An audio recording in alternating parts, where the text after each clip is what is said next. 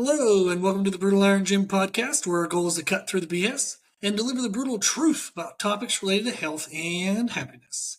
So today we're joined with Bryce Carter.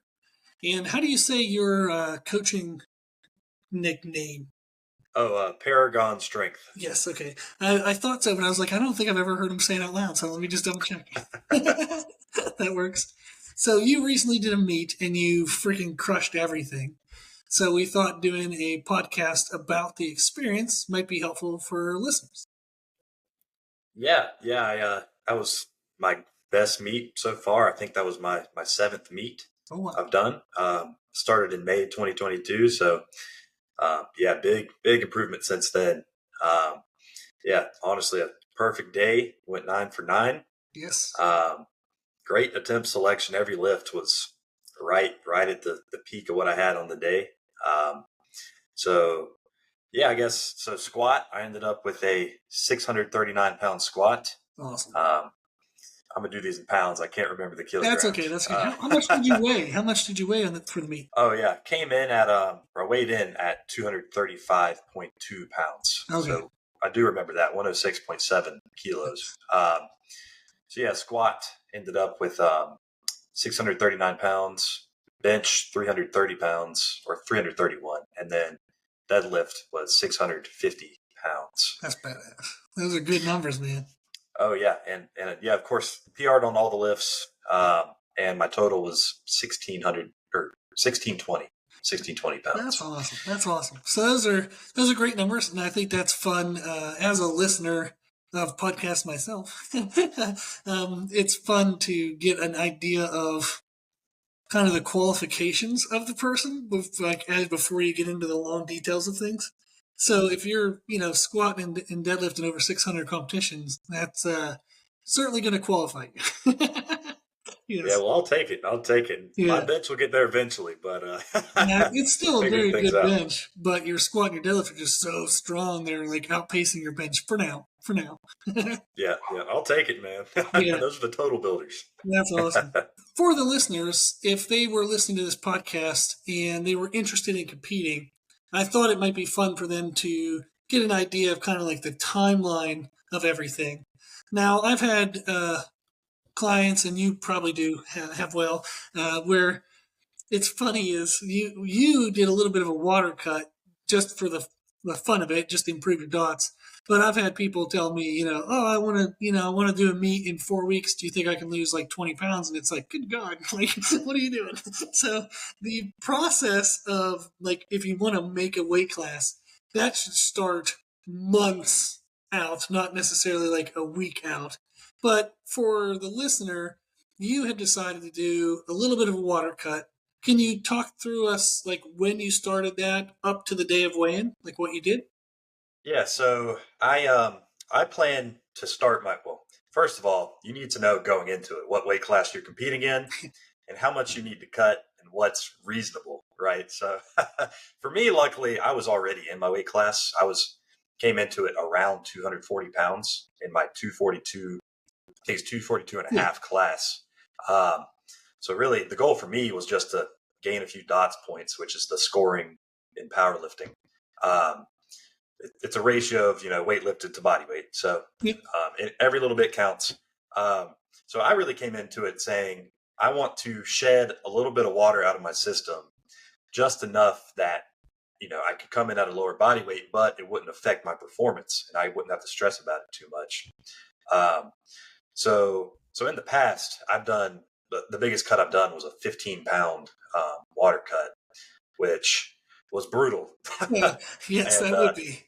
I think that was 7 or 8% of my body weight at the time. So, and I did need to do that one. I think I was about 15 pounds over, but this one, I cut about 5 or 6 pounds, just so with basic water loading and carb manipulation. So, the way I've always done it is I have an idea 2 weeks out how much I need to cut, and I'll kind of calculate how much water I need to be loading at the peak and how long I need to build up to that to make it sustainable and easy to drop it off.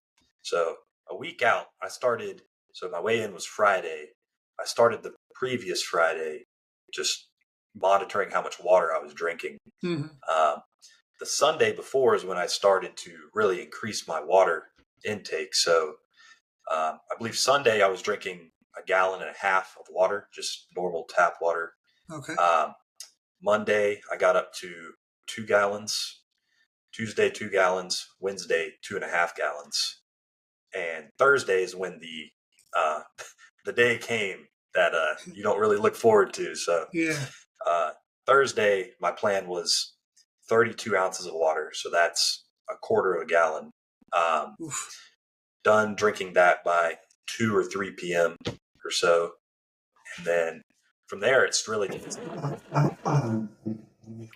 what I was talking about. All right. Okay. And so from there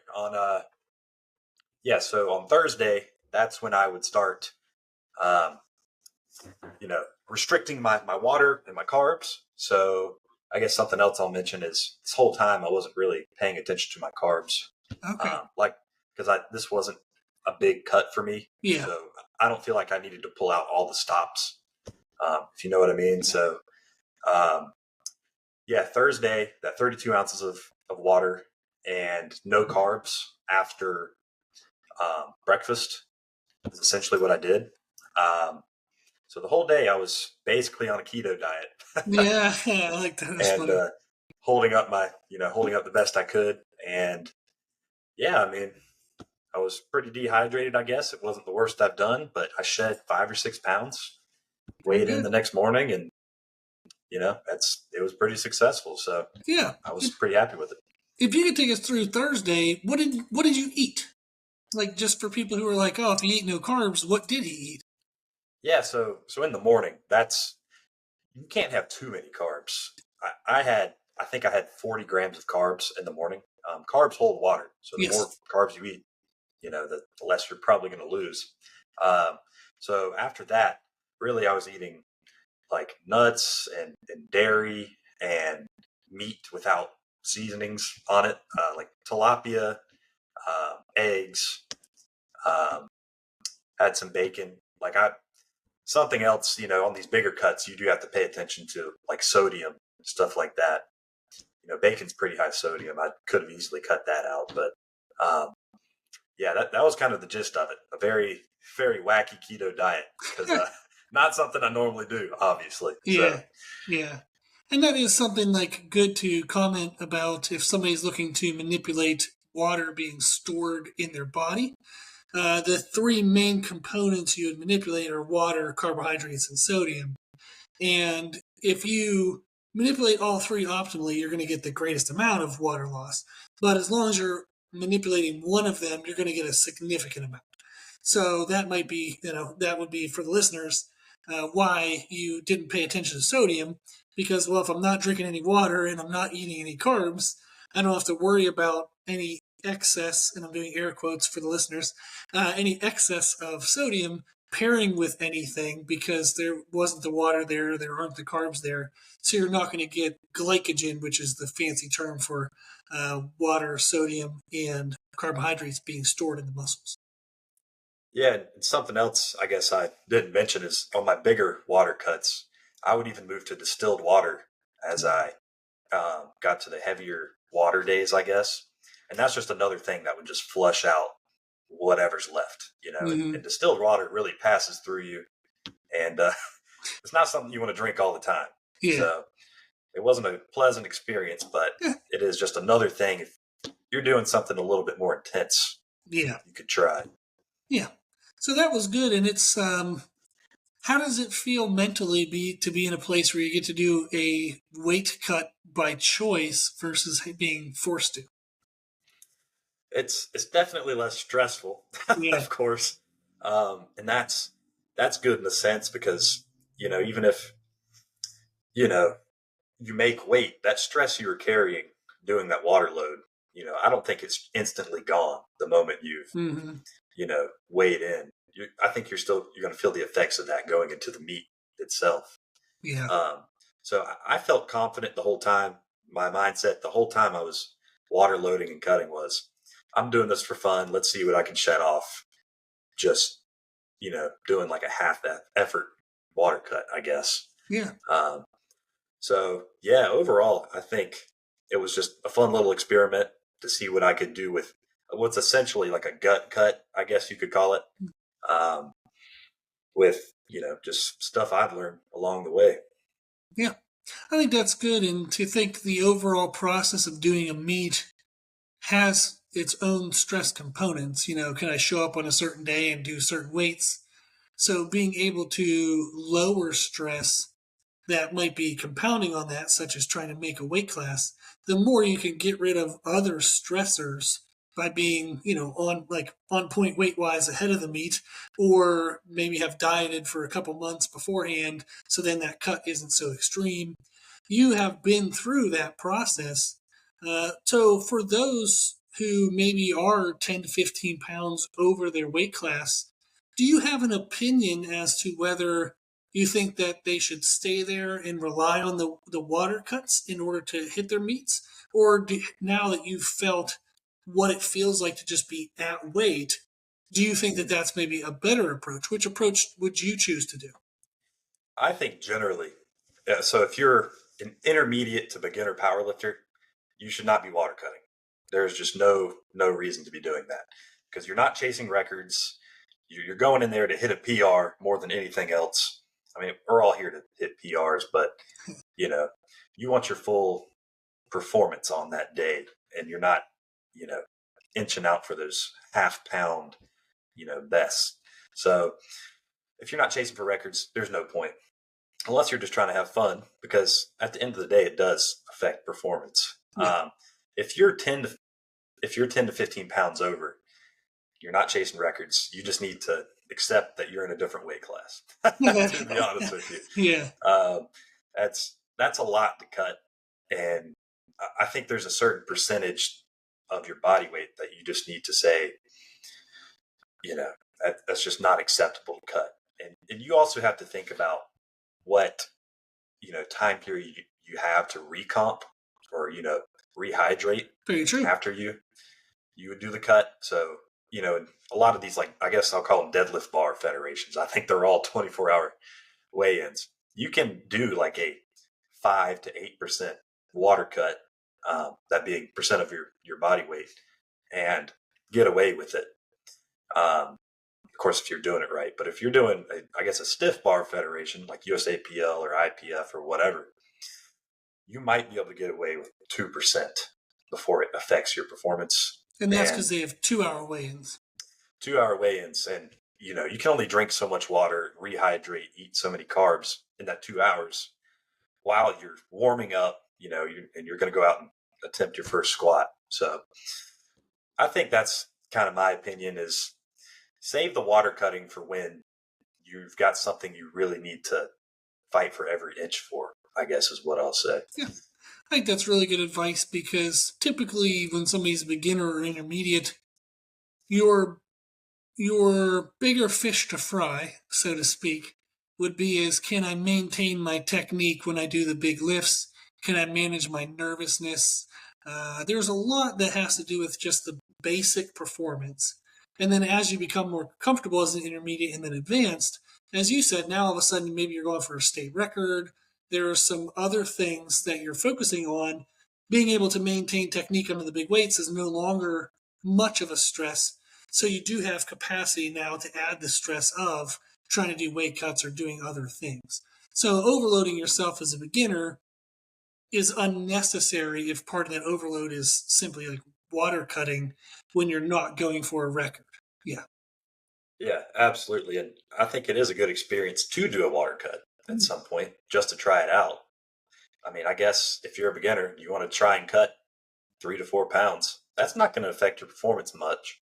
May as well try it out, see if it affects your performance, and learn, because you're not going to perfect it the first time, especially if you do it on your own without the aid of, like, Yeah. a coach or somebody that's been through it themselves. So I Yeah. guess, why not? You could try it out and live and learn. That's kind of, part of the fun. Yeah, I think one of the best ways for people to do that they don't do is to try it out in training. Like just when you have a big squat day or a big deadlift day or whatever, just do a little bit of a water cut, trying to practice that in like the off season, quote unquote.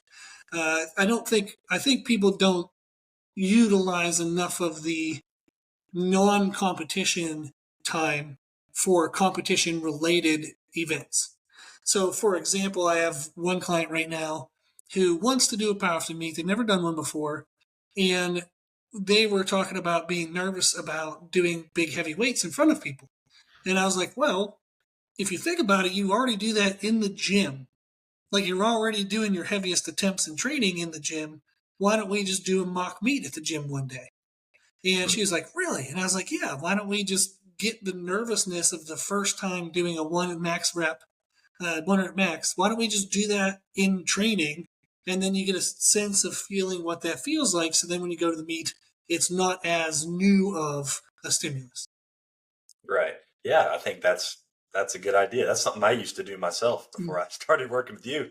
I would do an SBD day, a few weeks leading into the competition. Not a good idea, but it's something I do, just my openers, and just see how I felt. I was like, this is how it'll be on meet day. Let's get it in. So Yeah. I think that's a great experience to try out. Yeah. And then after weigh-in, what did you end up doing in regards to hydration and food? Yeah, so we kind of talked about it. We came up with a better strategy than I've done in the past. But so immediately right after, I mixed Pedialyte and water, 1-to-1 ratio, and drank, I think, about half a gallon of that. Not trying to overfill myself or anything, but to thirst essentially, and had as many carbs as I could deal with right after, and sodium. So I had you really recommended muffins to me, but Yes. at the store that day there was a Danish that was calling my name. Oh, hey, so that's perfect. That's there perfect. you go. So that's what I went right in on. That plus the Pedialyte water, and I went after some fruit. I went after some pineapple right after, and that kind of covered me for a little bit. But the rest of the day was really just hammering carbs. So you recommended to me 2 to 4 grams of carbs per pound of body weight. So I shot for like closer to the upper end of that, but I wasn't going to let myself get over full because that could affect your sleep, at a certain point. And I mean, sleep is really, what's going to let you express your strength the best on meet day more than anything. So it's trying to space out your carbs. That's a lot of carbs, 2 to 4 grams per per pound body weight. I'm normally eating like 350 grams per day. So I got up to 850 grams that day. Yeah, that's a lot. And yeah, I went to bed full for sure. Not a normal experience. It was a lot. So yeah, a lot of rice. Tried to keep it low on the protein and the fats generally. See a lot of rice. I'm really trying to remember everything I ate, but there was definitely a little bit of crap. I mean, when you're eating that many carbs, definitely some crap. And that's okay. That's like we said, the idea is to get the carbs not only into the mouth, but into the muscles. And the rate of digestion is extremely important. So it can feel, when I used to do it and when I've done it before, it almost feels like it counters everything you've ever learned. Is because all of a sudden I'm eating carb-only meals. When do I ever eat carbs without protein? And then I'm choosing carbs based on the fastest that they can digest that doesn't upset my stomach. Whereas typically we're choosing slower digesting as a way to manage, insulin and body fat and all that stuff. So it can feel as though you're almost violating all of your normal premise. Absolutely. And I like to eat for volume on a normal day. So I'll go for like potatoes, brown rice, higher fiber foods. Yes. For other reasons other than just I like to feel full, but yeah, just going directly against the grain, like rice. And I mean, I ate some candy. I ate a Danish. Let's be honest. At a certain point, you got to get it in. But, absolutely, yeah. It was very, very interesting, and I could really feel the effects in the morning after. Like I felt like I had more energy than normal, and that's exactly what we were shooting for. I love that. Love to hear that. yeah, so it was a lot of food. It helped a lot. In the past, Good. I didn't really care about how many fats I was eating, and timing the fats was Mhm. another thing. So yeah, most of the day I stayed low on fats, and then the other thing was no. I don't think I had any liquid calories minus the Pedialyte, and I had some Powerade too. Um, so that was another big thing. I used to drink a lot of juice and like soda Yep. on my recomp day, and that's something that I made a point to avoid as much as possible, and that did absolutely benefit me Good. Good. Yes. from an energy standpoint and like a digestion Hmm. standpoint. My bathroom trips, I guess, is what I'll say, were more manageable Good. because of it. So yeah, that was overall just a great strategy. It's really seemed to work out based on my performance the next day. Good. I'm very happy to hear that, and it is fun, especially for someone like yourself and anybody who's taking the time to listen to this podcast. You're going to put so much into everything you're doing, and it's fun to have a game plan that you can feel comfortable with. Maybe it stretches a little bit of the comfortableness, like having to eat a lot of carbs, but you have a game plan. You're like, okay, I'm doing X, Y, Z, and then you get a chance to feel that now. So now the next time you go into a meet, you're gonna be like, oh man, I'm doing that again because it felt so good. So getting to experiment and finding routines that match your body, it then just gives you an increased sense of confidence moving forward from there. Absolutely. Yeah. So next meet, if I need to cut, which I might just for fun, like I did this time, Mhm. like I know what worked Yes. and I know what foods worked for me well this time and which ones I'd probably stay away from next time. And, I feel good about when that next time comes. That's awesome. Very good. So now that leads us into meet day. So if you don't mind, give us a little rundown of maybe what you did before you even got to the squat bar. Like when did we wake up? What did we eat? How did you prepare yourself before that first attempt? Yeah. So this was, so it was a USPA, no, not USPA, PLU meet. So weigh-in day before, like we said. Um, so you kind of show up whenever you need to, essentially that morning, Mhm. unlike 2 hour weigh-ins. There was Yeah. no set time. So I woke up at so I started lifting, I think at 10:30, let's say, in the morning. That's when my first attempt was. So I got up at 7:30, mostly because I couldn't get back to sleep. Just that Oh, anxiety, yeah. at a certain point, only so much you can do. Um, I've got my I've got a dog, so I walked my dog. Um, and the first thing I thought and we discussed was getting around 200 to 250 grams of carbs before lifting. So normally I'm not eating that many carbs in the No. morning. Yeah. So I'm closer to a 60 to 80 grams in the morning kind of guy. So I I had I had some Pop Tarts, which are surprisingly really high carb, low fat, Yes. believe it or not. Yeah. Uh, so I felt good about that. And a I like to make this like orange juice Greek yogurt mix, Mhm. which you post all the time. I learned from Stan Efferding, Yeah. and it's just a great way to get those carbs in. And um, I think that's mostly what I had that morning to eat. Like I said, I normally don't eat that much in the morning, so Yeah. shooting for 250 was a long shot, but I got in what I could. I Yeah. felt good. I felt, I wasn't hungry at all, and I wasn't overstuffed, so I was happy with that. Um, but so going in to, I guess, to the gym, I got there around 9, so like an hour and a half before my first attempt.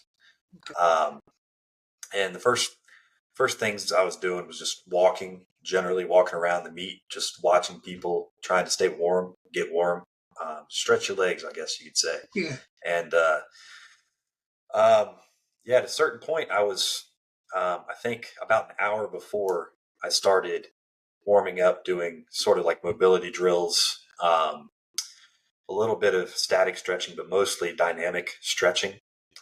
So I like to get work in with like a glute band, Yeah. um, just really focusing on opening my hips. That's a big thing for me to hit depth. Is I've got to do some sort of abduction drill.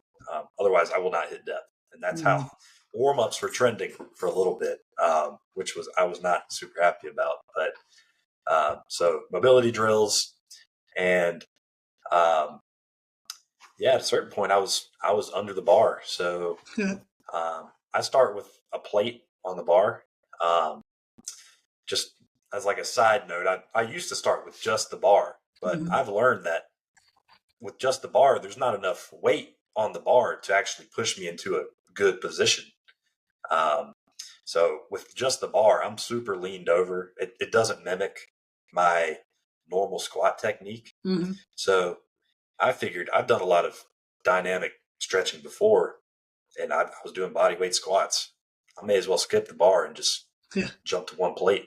So that's something I found out pretty recently, I guess. Just a fun little note. But that's actually real quick, if you don't mind me jumping in. There's I've heard it discussed with like Dr. Stuart McGill and some other high-level people in regards to performance. And there's not necessarily a debate, but there's a discussion about the mobility that is appropriate for powerlifters.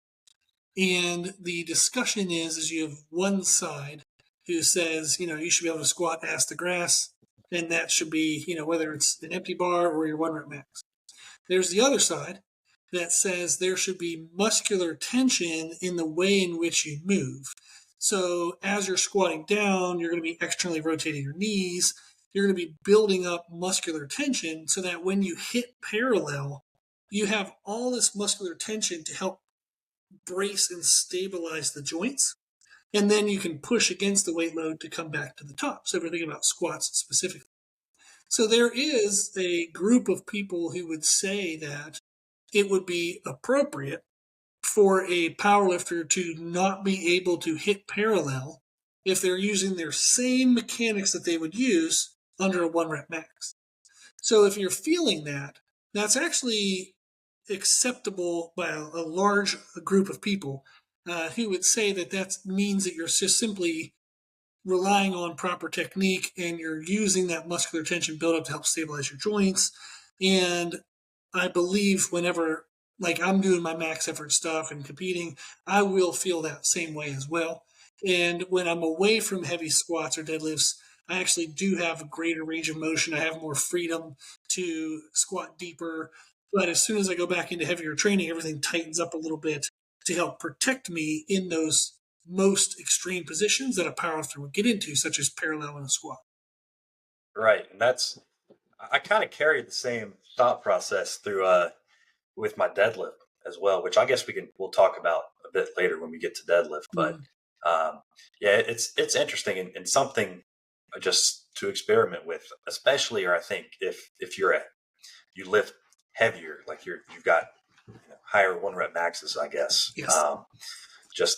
Just try it, because at a certain point, you're building fatigue with your warm-ups. Maybe you could skip that extra, that set with the bar. That's not going to kill you, of course. That's not going to make or break your top set of, 500 pounds, but do you really need that? Just something to think about. I really like that point, and that's something I've been trying with squat. And for me, I'm squatting over 600 pounds. So for me, I'm doing red plate jumps. So that's 50 kilograms at a time, 25 on each side. So I'm just doing red plate jumps. So 1 red, 2 red, 3 red, 4 red. My last warm up was that many reds plus a yellow, which I think was 562 pounds, if I'm remembering correctly, with a squat bar, which is 25 kilos itself.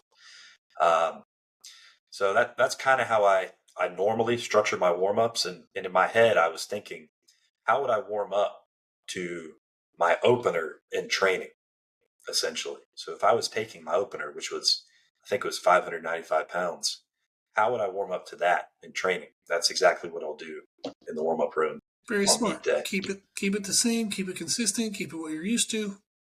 Absolutely. So that worked out perfect. It's a funny thing on meet day. I don't know how many people experience this, but my last warm up in the warm-up room never goes as well as the opener on the Yeah, platform. exactly. Uh, my buddies that were there handling me were saying they don't know if I really hit depth on that last warm-up, and I felt kind of like crap moving it up. Yeah. I was grunting and all that stuff. Uh, so, just it's just that little bit of edge that adds on to your, just on top of your mind going out on the platform for your first attempt. But yeah, that's kind of how I warmed up for my squat, got ready for the whole day. Really, I guess. Awesome.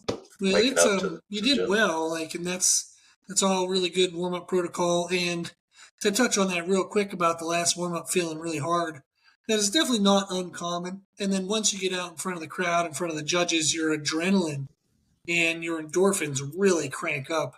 So typically, the opener, assuming you plan things out well, you're not trying 110% of your max for an opener. If you're somewhere around 90 to 95%, you can lift it, and it's going to feel a lot easier once you get in front of those judges. You get that adrenaline going, so it's not uncommon. And I would tell somebody not to worry too much if that last warm up does feel kind of a little heavy. You'll be okay. Once you get out in front of the judges, you'll be fine. Yeah, I think that happens every meet for me. So yeah, don't be too worried about that. Yeah. So then how did the attempts go? Like, walk us through each attempt for the squat. Yeah, so I opened. I'm gonna have to remember Oh, that's okay. the Just some seconds on guesses. all these, the Yeah. second attempts. But yeah, so on squat, first attempt, 595 pounds. I was worried about depth, like I said, because my last warm up wasn't awesome. But yeah, the opener went really well. I sunk it, sunk the depth, bounced out of the hole perfectly. My technique looked really good. Of course, in the moment, you know, I black out at a certain point. I don't know how it feels in the moment. I just know whether I came up with it or not at a Yeah. certain point.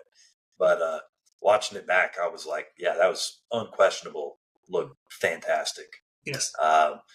So that was awesome. With that, we went with like our A option, I Mhm. guess. So our perfect day second attempt option. So I think that was 617 pounds, Mhm. which would have matched my um, meet PR. So took that for the second, and same thing, moved really well. My technique on the day was just fantastic. You look great. Um, Yeah. so with that, it didn't move quite as fast as I was hoping. You always want it to move faster than it does. Yeah. That's just how it goes. But um, yeah, I kind of just handed the reins over to my handlers on the day and said, "You pick something to Yeah. put on the bar. Don't tell me what it is." Um, so they picked out what was a perfect day third attempt for me, which ended up being 639 pounds. Yep. And I ended up hitting it again. I blacked out. It kind of looks like I cut depth from what I normally do. So I hit depth, but Yeah. I didn't sink it quite like my first two attempts, which is pretty typical for me at these meets, unfortunately. But it passed and it moved. It was a grinder, Yeah. but if you have perfect technique, you can grind through weights. I don't think you could. Yeah.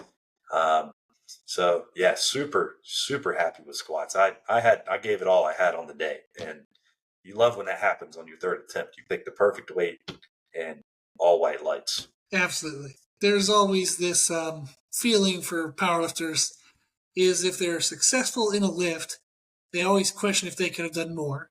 If they're unsuccessful, they beat themselves up for not doing a little bit less.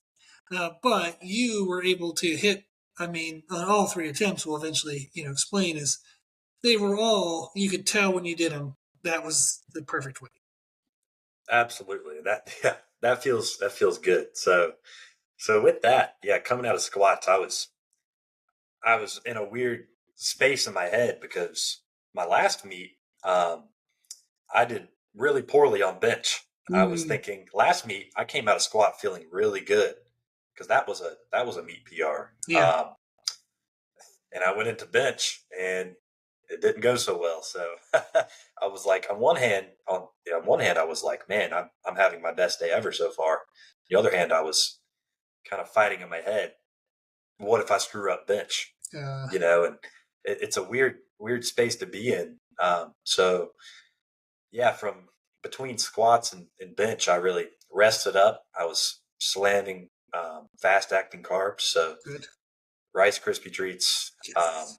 gummy bears, Pop Tarts, Good. Perfect. and Perfect. and Powerade. Really, that was kind of my go-to the whole day, honestly. So um, yeah, I wasn't counting carbs at all. I was aiming for that same feeling where I was not full, but I was content, feeling and energized.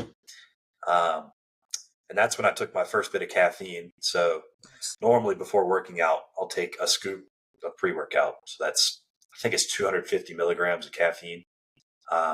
Before bench, I took half a scoop. I felt like any more would have just been too much. I was feeling anxious, so Oh you know. yeah, that would have been And tough on to top of add that, caffeine yeah, to anxiousness. Yeah. exactly. I think everybody knows why too. um, so yeah, so that was kind of my plan going into bench. Um, bench, same sort of stuff with the warm ups, a little bit of mobility stuff. Really warming up my upper back and my upper pec tendon. That's kind of my focus on bench, especially. And my lower body was ready from squats, so I normally do have to do a little bit of extra work just to get into my good, you know, um, leg drive position, I guess is what I'll say on Yeah. bench.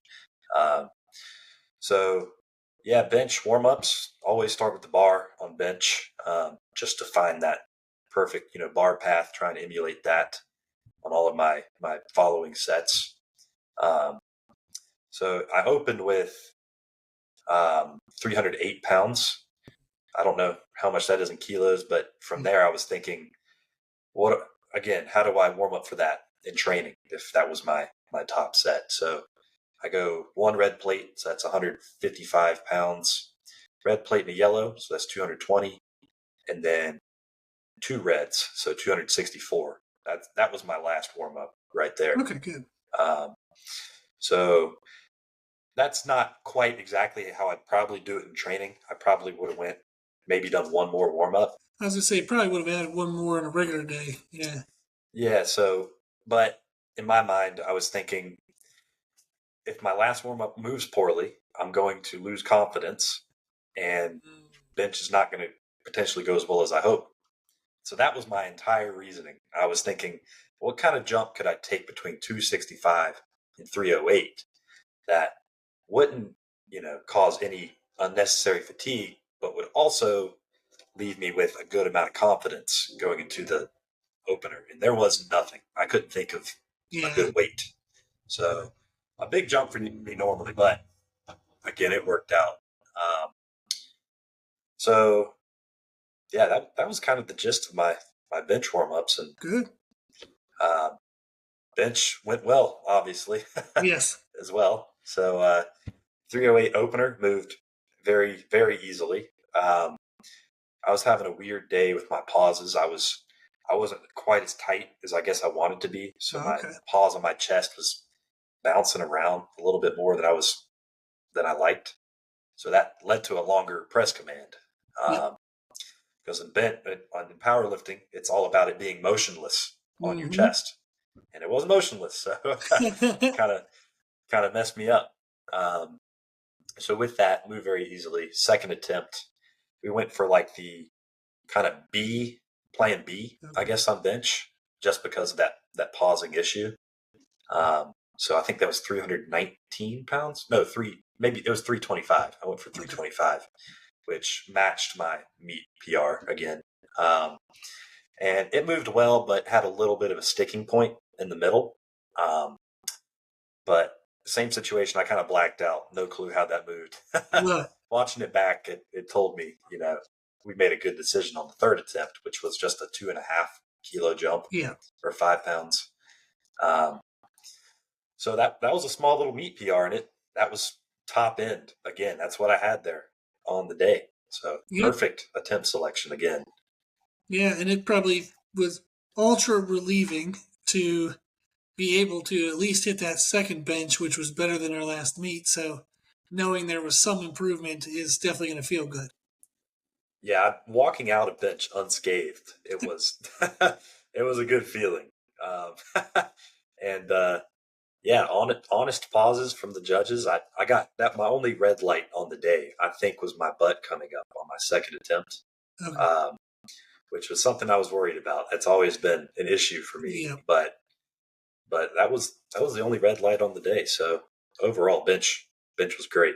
Yeah, that went really well. I was very happy, for you. So it was nice to know, okay, now going in the deadlifts, he's, killed one dragon for the day, is getting through bench, and we actually did something well. So that's definitely going to give you a mental boost. Did you feel a mental boost going into deadlifts? Absolutely. I as soon as I walked down from the platform from that third bench, I was like, it's time for my lift, Yeah. Like I was just, oh man, I was excited. Um, like I didn't want to have to wait for deadlifts to start, Let's just go right into it. Yeah. Yeah. I was like, it's time.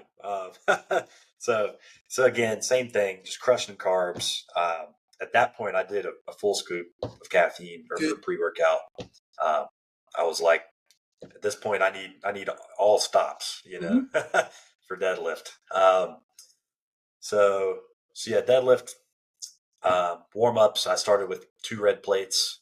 Um, Same kind of idea as squats, where I need a certain amount of weight for it to feel right. Mm-hmm. Um, and if I start with 1 plate, I don't get as much slack pull out of a deadlift bar. Oh, yeah, it would just pick up off the ground. Yeah. Yeah, it just comes right up, and it's so little weight for me at this point that it may as well be the bar. It's kind of funny saying that, Exactly, yeah. but so yeah, 2 plates is kind of with a deadlift bar when you start to get a little bit of slack, Mm-hmm. and you've got some resistance. You're pulling with your upper body out of the bar. Um, so that's where I started. And same thing, plate jumps. So 2 plates, 3 plates, 4 plates, and last warm up was again just a yellow on the side, and Yeah. I think it was a yellow plus clips, so it's 562 again. Um, and yeah, that was exactly what I needed. That's less warm ups than I've done in previous meets, and I think that's worked out perfect going into the opener. Yeah, I think it's really good. When it comes to deadlifts, typically at that point of the day, you've come through 2 really big highs and lows. So you get this adrenaline and endorphin, spike and dump after squats, spike and dump after bench. You try to keep up with food and hydration as much as you can through the lifts. So delaying the caffeine is very helpful. And then still being mindful of eating between bench and deadlift is helpful. But then at the deadlift, one of the techniques you can do is to realize I'm about as warm as I'm going to get. So really, my goal before I deadlift is: are there any muscular tightnesses that I need to address? If the muscular tightnesses are okay, then the minimal I need to do is the better. So that way, I have the reserve of the energy and hormones and emotion and mental health. So that way, I can go in and do something fun on the deadlift. Yeah, and normally, but like currently, our Mondays are heavy squats and deadlifts in Yeah. training, and I'll do like a little bit of warming up between the two, like some adductor stretches and Yeah. stuff. But on the day, I was ready.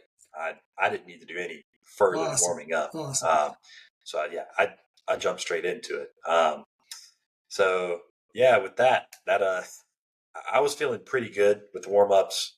Of course, the last warm up again didn't move as well as I was hoping. That's the way it goes. It moved slower than I wanted it to. But again, just in my head, I was like, "This is my lift. I'm going to go on the platform and smoke whatever's up there."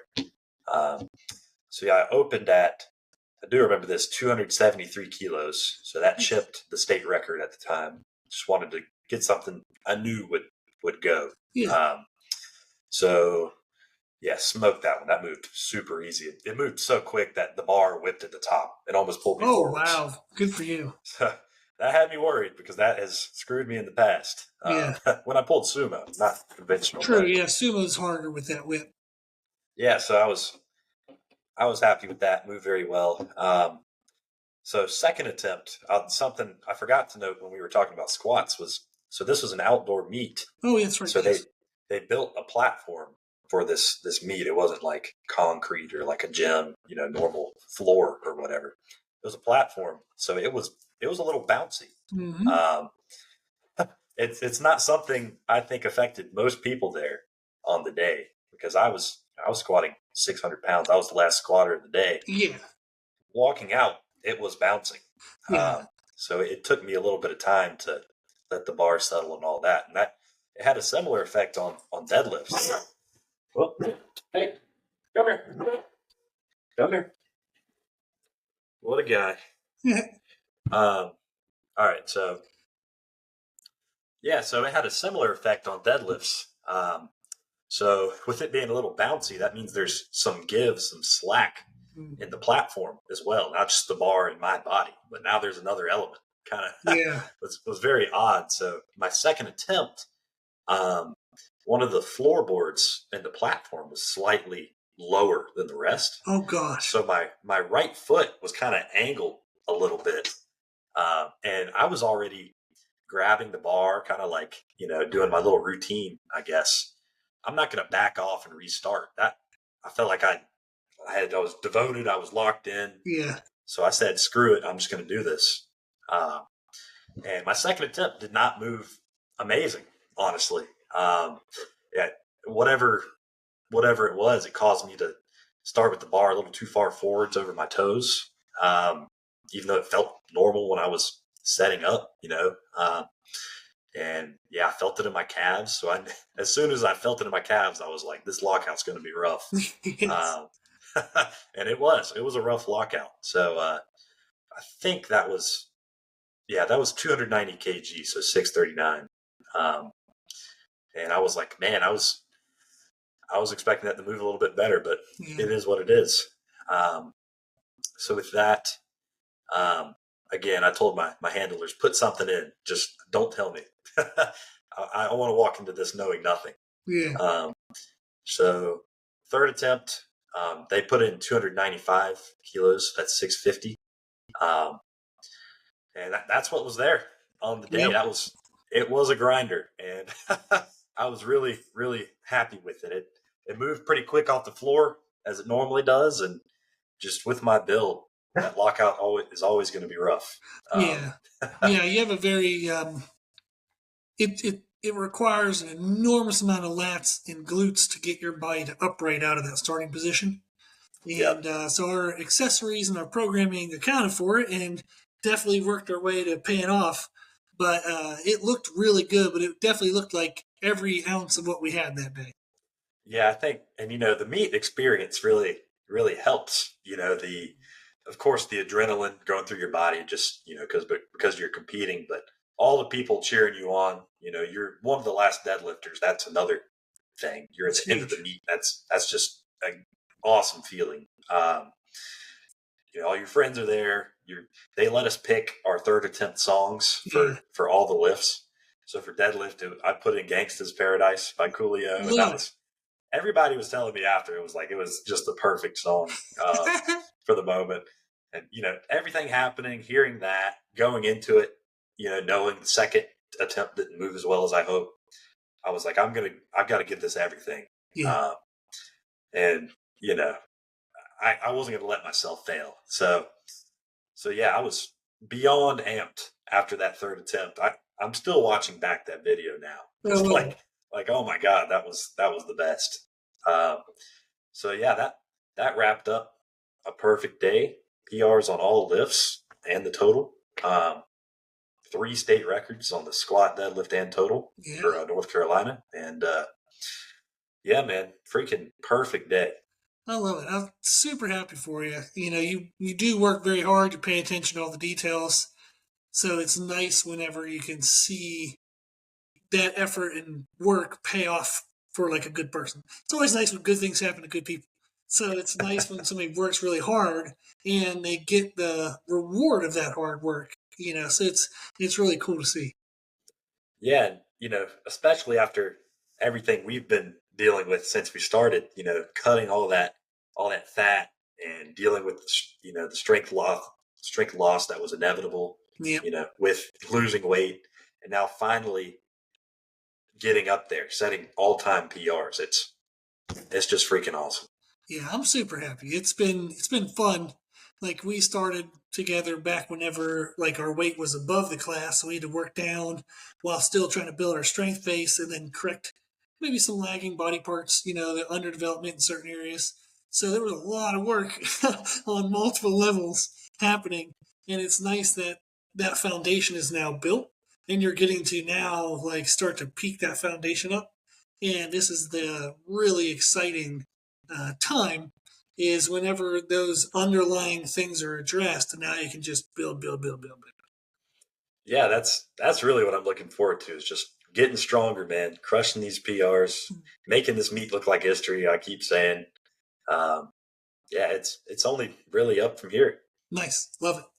Now, thinking about this meet, and you can tie that into like advice for others, but you have like a top three things that you definitely would repeat or definitely wouldn't do, and they would be three things that others can do or not do from this experience. We're talking about the meet Yeah. experience itself. Yep. Um, Or even the prep, like we talked a little bit about weight cuts. We gave that advice. yeah. Is there, what are you going to repeat from this experience?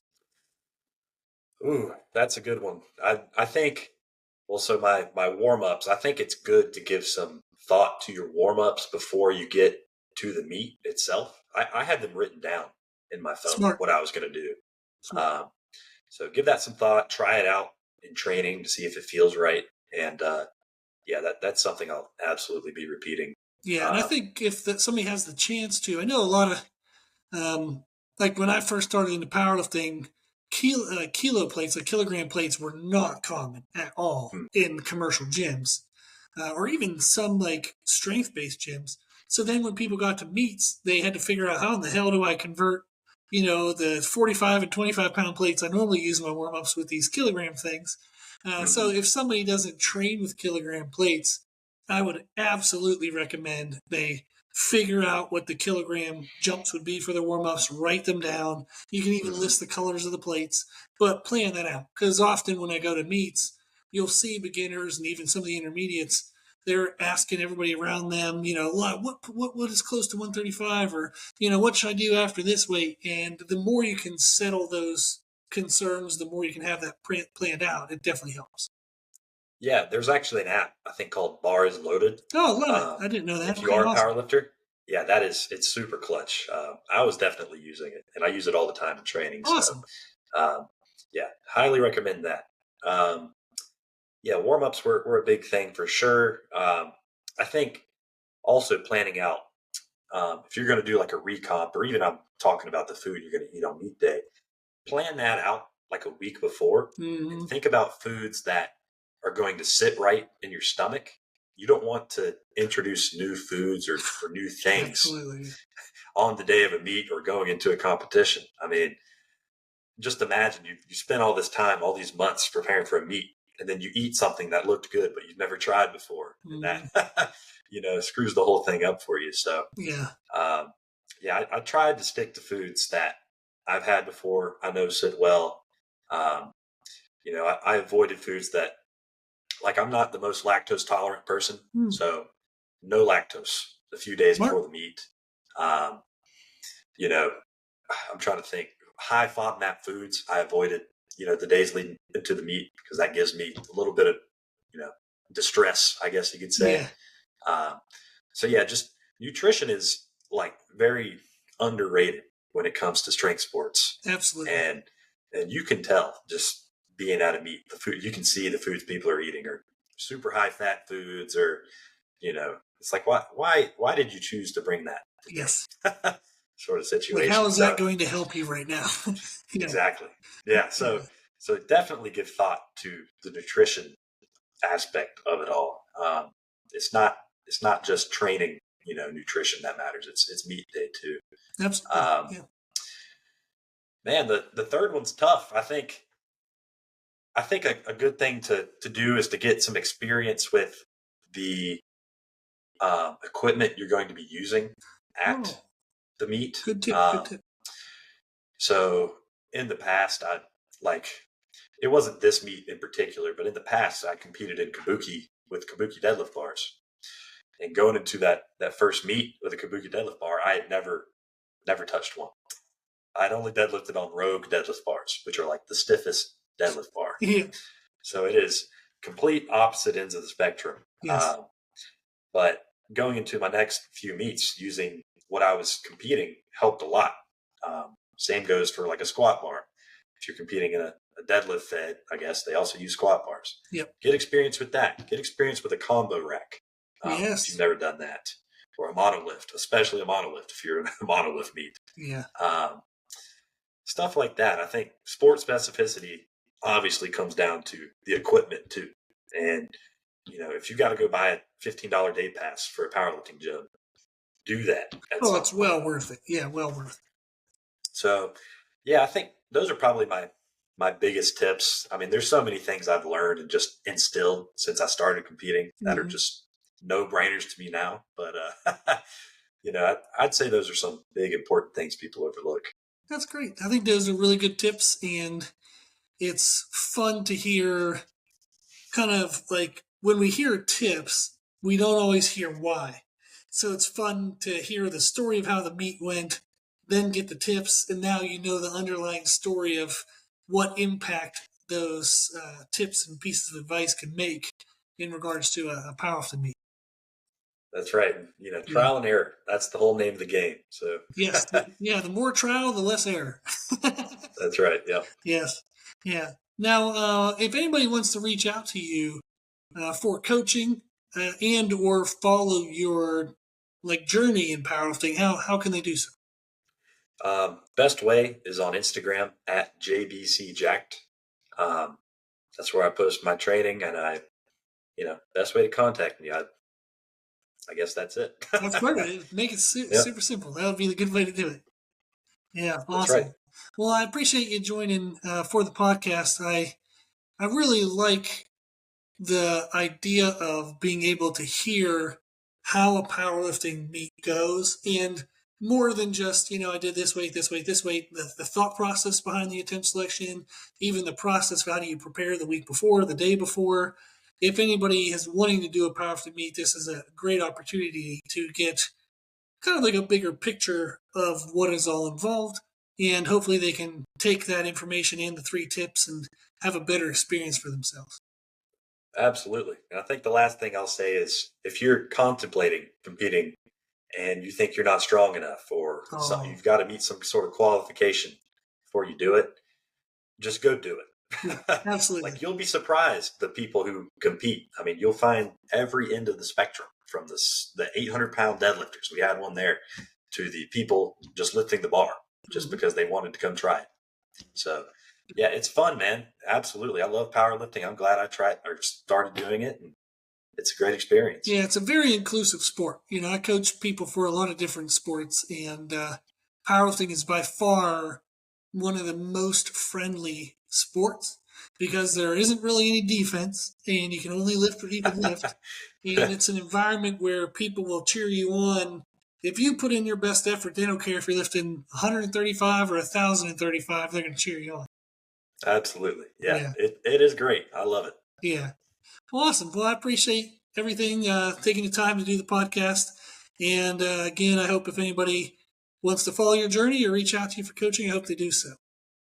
Sounds good. Appreciate the talk. Thanks, Rob. Okay. Thank you. Thanks.